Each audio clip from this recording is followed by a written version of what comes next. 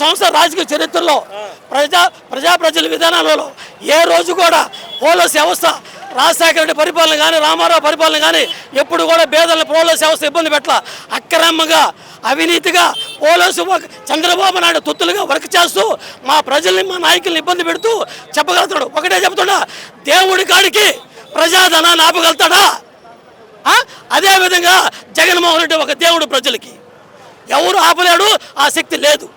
అది అసలు 215 మంది మాత్రమే వెళ్ళిపోయాడు కాడికి, 500 మాత్రమే రావడానికి పరామర్శించడానికి మాత్రం ఎలాంటి ఆంక్షలు ఎప్పుడైనా జరిగినాయి?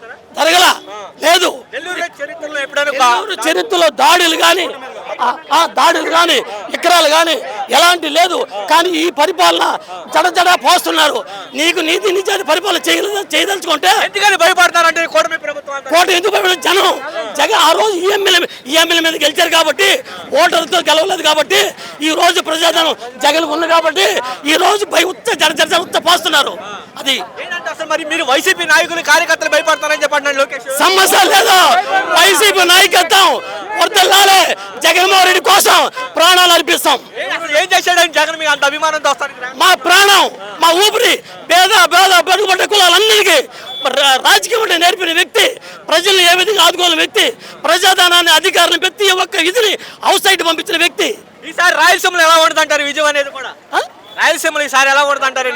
పక్కాగా 50 సీట్లు గెలుస్తాం, 175 గెలుస్తాం. మీరు ఈఎంఎల్ పెట్టకుండా మీరు బ్యాలెట్ పేపర్ పెట్టి ఓటింగ్ జరపండి, 100% 170.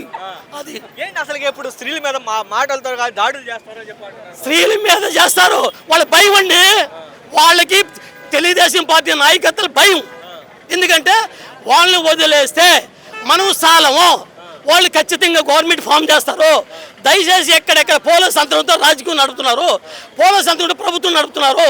అంత తప్పితే ఇంకేరేది ఏం లేదు. ప్రజాధనంలో వాళ్ళ అధికారం నడుపుతున్నారా చూపించమను.